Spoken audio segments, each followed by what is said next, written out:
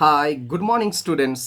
आज की इस वीडियो में हम बात करने वाले हैं भारतवर्ष में जो मुस्लिम राजनीति की सूचना कब शुरुआत इसका हुआ था और कौन सी राजनीतिक दल से ये शुरू किया गया था और उसका जो प्रोसेस इसमें किसका क्या स्वार्थ मतलब पर्पस छुपा हुआ था, ये इसके बारे में आज बात करना है। बहुत ही इंपॉर्टेंट टॉपिक है, कोई भी स्किप मत करो, तुम लोगों के लिए बनाया जा रहा है। और तुम लोगों का जो जो भी सिर्फ हिस्ट्री वाले नहीं, सबको ये जानना जरूरी है कि भारतवर्ष के पॉलिटिक्स में जो जो हिंदू मुस्लिम वाला जो कॉन्सेप्ट है ये कब शुरू हुआ था और इसके पीछे बैकग्राउंड क्या था।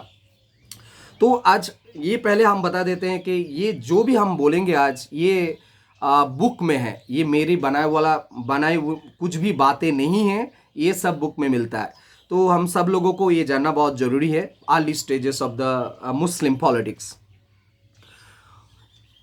हिंदू और मुस्लिम्स ये दो कम्युनिटी अगर एक हो जाते हैं तो ब्रिटिश गवर्नमेंट के लिए बहुत ही खतरा पैदा हो सकता है। ये वाली बात ब्रिटिश गवर्नमेंट को पहले से ही पता था, इसीलिए इसको अलग रखा जाए। ये वाला कंसेप्ट लॉर्ड कार्जन ने शुरू करके गए 1905 में। उनका ये स्टेप्स जो था पार्टीशन ऑफ बंगाल, उसका मेन उद्देश्य था हिंदू मुस्लिम को एक ना रहने दिया जाए। इसलिए उन्होंने क्या किए, 1905 से पहले ढाका गए थे। उस वक्त की ढाका के जो नवाब थे सलीमुल्लाह, उनको बोला गया कि बहुत सारे फैसिलिटीज हम देने वाले पैसे की, और गवर्नमेंट जॉब्स की भी मुस्लिम्स वाले के लिए बोले गए कि वहाँ पर मुस्लिम स्वार्थ बहुत लुक छुपा हुआ है। बंगाल, अगर जो वेस्टर्न साइड बंगाल है, वो कोलकाता से रिलेटेड जो एरिया है, वहाँ पर हिंदू कम्युनिटी लोग जॉब ले रहे हैं, आप लोग बहुत पीछे हो। तो बहुत सारे तरीके उनको समझाया गया था। और ऐसा माना जाता है कि बंग भंग जो विरोधी आंदोलन हम लोग बोलते हैं, स्वदेशी मूवमेंट, जो बंगाल पार्टीशन हुआ था, इसमें बहुत सारे मुस्लिम्स लोग, इसके बाद बहुत सारे मुस्लिम लोग समर्थन किए थे। अब आते हैं कि मुस्लिम्स जो राजनीति है पहली बार शुरुआत कहाँ से हुआ। 1906 शिमला कॉन्फ्रेंस के बारे में अभी बताते हैं। गवर्नमेंट, उस वक्त हमारे देश के जो गवर्नर जनरल थे उनका नाम था बर्लाट lord Minto. Governor general lord Minto थे। तो आगा खान उस वक्त के बहुत बड़ा मुस्लिम लीडर थे। उनको वो आगा खान और उनके साथ 35 आगा खान और मिला के 35 मुस्लिम्स लोग एक प्रपोजल लेके गए लॉर्ड मिंटो के सामने वहाँ पर शिमला में। तो ये बोला जाता है कि ये जो कॉन्फ्रेंस में ये जो प्रपोजल लेके गए थे, ये लिख के दिए थे, मतलब वो ये ज़्यादातर जो सुझाव था तो ये था WAJ आर्चिबोल्ड उनका। ये अलीगढ़ जो कॉलेज थे उस वक्त, अलीगढ़ कॉलेज के प्रिंसिपल थे, उनका लिखा हुआ ये मतलब ये सारक जो प्रतिलिपि जो हम लोग बोलते हैं, सारक लिपि जिसको हम लोग बोलते हैं, प्रपोजल, वो लेके गए थे। तो ये इस प्रपोजल में क्या था ये जानने से पहले हम थोड़ा ये बता देते हैं। यहाँ पर जो 35 लोगों की बात बोला जा रहा है, 35 जो सदस्य थे, इनमें से ज़्यादातर लोग नवाब थे, जागीरदार थे, तालुकदार थे, जमींदार थे, वकील थे और बिजनेसमैन थे। मतलब जनरल पीपल से जुड़ा हुआ कोई आदमी इसमें मतलब लीडर नहीं थे।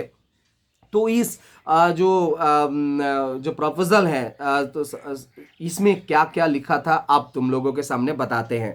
पहला लिखा था ये था कि सामरिक और जो मिलिट्री और नॉन मिलिट्री, अगर ऐसा बोला जाए तो सामरिक बेसामरिक मतलब, और जो हाई कोर्ट जो जहाँ पर भी जॉब है वहाँ पर जॉब में मुस्लिम्स लोगों का नियुक्ति किया जाए, और जो भी हाई पोस्ट है गवर्नमेंट के जॉब में उसमें एग्जाम ना लेके कि मुस्लिम लोगों को नियुक्ति मिल जाए।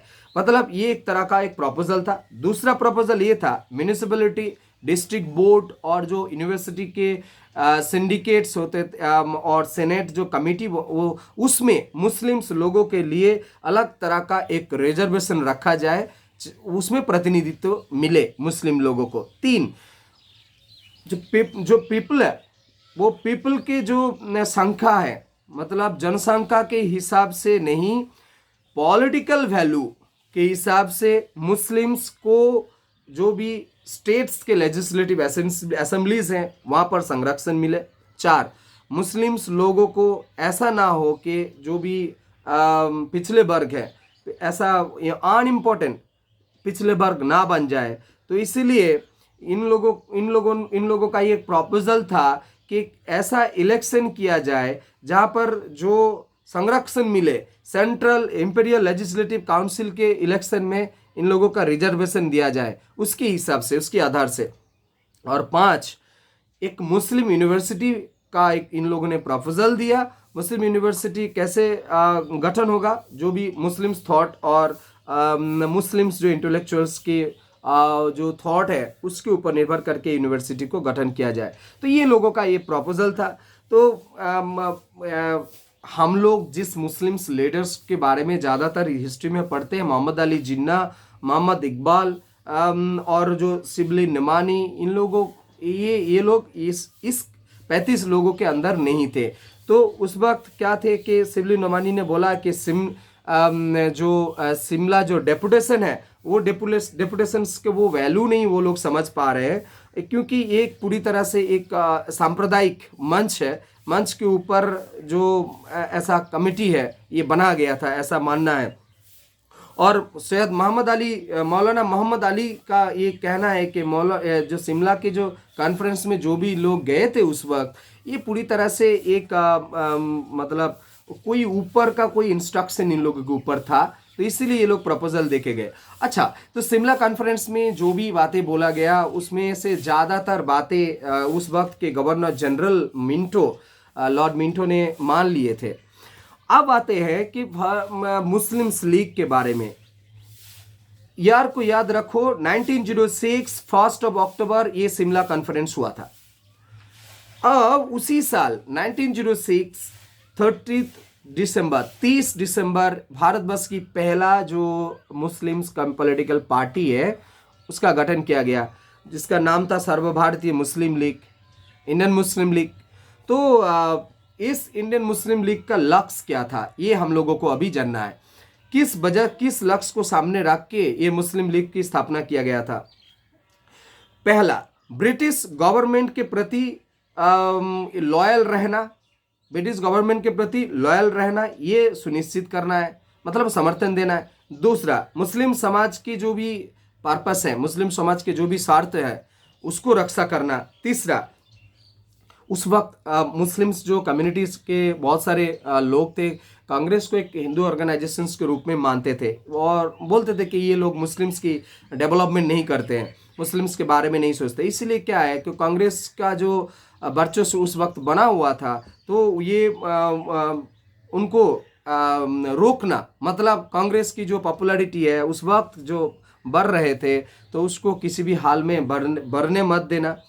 और चौथी बात, जो मुस्लिम्स लीग्स जो लक्ष्य उन्होंने रखे थे वो थे कि मुस्लिम्स कम्युनिटी के जो भी युवा हैं उनको मॉडर्न एजुकेशन मिले, ये सुनिश्चित करना है। और पांचवा जो है, कोई और कम्युनिटी मुस्लिम्स लीग के बारे में गलत ना सोचे, ये भी देखना है। एक मुस्लिम लीग का भी एक पर्पस बना हुआ था।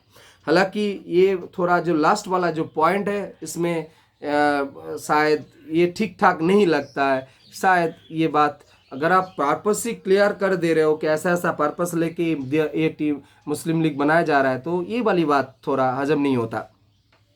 ओके, मुस्लिम लीग का जो इंडियन मुस्लिम लीग के जो फर्स्ट प्रेसिडेंट बने आगा खान, और 2 सेक्रेटरी बने, जॉइंट सेक्रेटरी। एक का नाम था मोहसिन उल मुल्क और दूसरे का नाम था फिकार उल मुल्क। तो इन दोनों ने जॉइंट सेक्रेटरी बने। ज़्यादातर ये जो मुस्लिम्स लीग्स के जो मेंबर थे, ज़्यादातर मैंने पहले ही बताया, शिमला कॉन्फ्रेंस वाले जो लीडर्स थे वही उसी टाइप का लीडर बने हुए थे। जैसे कोई नवाब थे, कोई जमींदार थे, कोई जोतदार थे। तो बस जो जनरल मिडिल क्लास है उनमें से पार्टिसिपेशन लोगों का कम था इसमें। और उस वक्त की जो 500 रुपया लगता था इनका मेंबरशिप लेने के लिए, एनुअल मेंबरशिप, और जो सदस्य का चांदा था वो था 25 रुपये। तो एक बहुत ही उस वक्त के लिए बहुत बड़ा पैसा था, सब लोग दे ही नहीं पाते थे मेंबरशिप लेने के लिए। और हम लोग जानते हैं कि बहुत सारे सपोर्ट बंग स्वदेशी मूवमेंट, बंगाल पार्टीशन में ब्रिटिश गवर्नमेंट को ये मिला भी था। और उस वक्त बहुत सारे हंगामा भी हुआ था। भारतीय पॉलिटिक्स अगर देखेंगे तो बहुत सारे जगह में शायद इन लोगों का इनडायरेक्टली मदद से भी बहुत सारे घटना भी घट चुके थे जो एक्सेप्टेबल नहीं थे उस वक्त के। अब इसका इफेक्ट क्या हुआ भारतीय पॉलिटिक्स में? एक इफेक्ट हुआ ये कि उस वक्त हम लोग जानते हैं 1907 में कांग्रेस का जो सूराट अधिवेशन था वो पूरी तरह से टूट चुका था। कांग्रेस और दो हिस्सों में बांट चुका था, एक हो गया था एक्सट्रीमिस्ट और एक हो गया था मॉडरेट। तो ये मॉडरेट वाले से ज़्यादा एक्सट्रीमिस्ट लोग पॉपुलर हो रहे थे इस वक्त, तो ब्रिटिश गवर्नमेंट के सरदर्द का कारण बन चुके थे। तो ब्रिटिश गवर्नमेंट चाह रहे थे कि ये जो भी एक्सट्रीमिस्ट है इनको किसी भी हाल में रोका जाए और जो मुस्लिम कम्युनिटी है वो उनके हाथ में रहे, मतलब मुस्लिम कम्युनिटी का समर्थन ब्रिटिश गवर्नमेंट के पास रहे। तो इसीलिए 1909 इन्होंने भारतवर्ष में एक नया लॉ लेके आया था, उसका नाम था मॉडले मिंटो रिफॉर्मेशन एक्ट। ये मॉडले मिंटो रिफॉर्मेशन एक्ट में बहुत सारी बातें बोले गए, लेकिन इनमें से सबसे बड़ा सबसे इंपॉर्टेंट जो बात है वो है अभी ब्रिटिश गवर्नमेंट ने ये निश्चित कर दिया कि मुस्लिम्स के लिए अलग तरह का सीट रिजर्व किया जाएगा और सबसे बड़ी बात जो मुस्लिम्स वोटर हैं केवल मात्र मुस्लिम्स लोगों को निर्वाचित करने के लिए वोट दान करेंगे। वो लोग सिर्फ मुस्लिम वालों के लिए ही वोट देंगे। तो ये एक बहुत ही बड़ी खतरनाक जो लॉ 1909 का बनाया ब्रिटिश गवर्नमेंट ने, क्योंकि क्या हुआ इसके बाद से जो क्या हुआ हिंदू और मुस्लिम वाला जो राजनीति है शुरुआत हो गया 1909 के बाद। हम लोग देखते हैं हिस्टोरियन का एक बहुत ही बड़ा हिस्टोरियन है doctor Tarachand, history of freedom movement in India volume 3 में ये इन्होंने ये बताया है कि भारतवर्ष में उस वक्त क्या हुआ था, जो हिंदू ऑर्गेनाइजेशंस बहुत सारे अगर जिस तरह से मुस्लिम लीग उभर के आ रहे थे और उस वक्त क्या हुआ इसके चलते बहुत सारे कम्युनिटी अपना अपना स्वार्थ रखने के लिए कोशिश करने लग गए थे। और जो हिंदू कम्युनिटी थे, हिंदू के सेक्शन के कुछ लीडर्स आगे आए और हिंदू महासभा करके एक ऑर्गेनाइजेशन बना दिया। और कांग्रेस के अंदर में बहुत सारे लीडर्स थे जैसे तिलक, बाल गंगाधर तिलक, लाला लाजपत राय, मदन मोहन मालवीय जी। तो ये सब लोग इनको समर्थन भी करने लग गए थे हिंदू महासभा को। तो अल्टीमेटली हम लोगों के देश में ये हुआ कि मुस्लिम लीग और ये जो मॉडले मिंटो शासन संस्कार आइन, मॉडले मिंटो रिफॉर्मेशन एक्ट के बाद जो हुआ भारतवर्ष में हिंदू और मुस्लिम कम्युनिटी के दो जो कम्युनिटी है वो अलग अलग हिस्सों में बांट गए। और यही चाहते थे ब्रिटिश गवर्नमेंट कि वो एक साथ ना रहे। तो आशा करते हैं इसी के साथ वीडियो खत्म करते हैं। आशा करते हैं तुम लोग जरूर समझ पाए होंगे। तुम लोग बुक पढ़ते रहो, बुक में सब कुछ डिटेल्स है। किसी भी मॉडर्न इंडिया की बुक को पकड़ लो, बहुत सारे एग्जाम में बहुत सारे क्वेश्चन आते हैं, शिमला कॉन्फ्रेंस, मुस्लिम लीग्स, बहुत सारे शॉर्ट क्वेश्चन आते हैं। तुम लोग बारी बारी से पढ़ते रहो। तो वीडियो यहीं कर ख़त्म करते हैं, मिलते हैं नेक्स्ट वीडियो में। तब तक के लिए सबका बहुत बहुत शुक्रिया।